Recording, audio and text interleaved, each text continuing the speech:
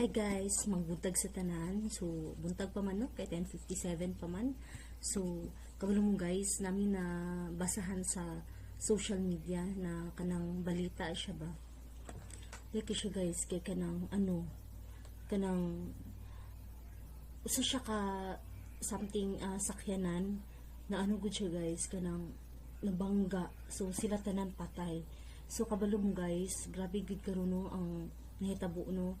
So dapat dili jud ninyo magkumpiyansa. So every time nga kanang naamoy buhaton or let's say mugawas mo sa balay, mulakaw mo na may adtuon, always prayerful gud guys. Dapat magpray gud mo kanunay kay wala ta kabalo sa dagan sa panahon, wala ta kabalo, di ba? So kung kita gaamping wala ta kabalo sa nagsunod or kasugat nato, nagdali-dali siyang kinabuhi ana ba. So dili na to mabantayan guys. So dili na to siya masuta kung unsa jud mahitabo sa itong kinabuhi. So dapat jud every now and then kada gawas na to sa itong panimalay natin, mga planong buhaton natin lakaw bago ta mulakaw guys, bago ka magawas ning balay kanang mainampuon gud guys, magampo jud mo. Dili lang kay magampo mo sa gabi, magampo sa during kanang pagpangaon. So dapat jud guys every now and then naga-pray jud ka. So actually guys sa amuang naga-pray me guys every 3 hours. We have our prayer. So like 6 a.m, 6, 9, 12, then 3 p.m, then 6 p.m na pod, and then 9, then 12 na pod midnight. So inaanap me guys every 3 hours pray good me. So inana na siya no. So kung kamo kanang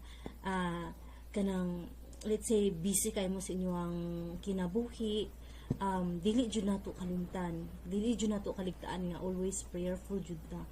Kay always prayerful, magsisik anang something good nga mag-reconnect kag balik ba sa Ginoo. O inana lang na siya guys kay wala mo ta kabalo sa mahitabo no. So katulang, so grabe jud kay guys, luoy kay na mga bata, basta hurot gid sila sa isa ka sakyanan guys. Aksidente siya, grabe, isa ka car sila, dako siya nga car guys, something van nya na matay guys, nabangga gud sila. So ang giingon is nakabangga sila is something na nakainom or unsa out of basta na wad ag break something ana daw. Luoy jud siya guys, grabe as in na mga bata, mga gamay ay nga matay jud.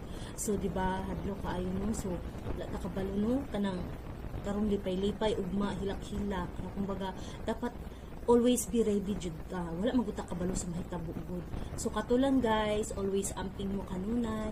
I hope nakatabang ang ako ang gamay pag-share sa inyo ha when it comes sa siya sa what's itong life na be more prayerful, diba? So katulang guys, hanggang sa uulitin.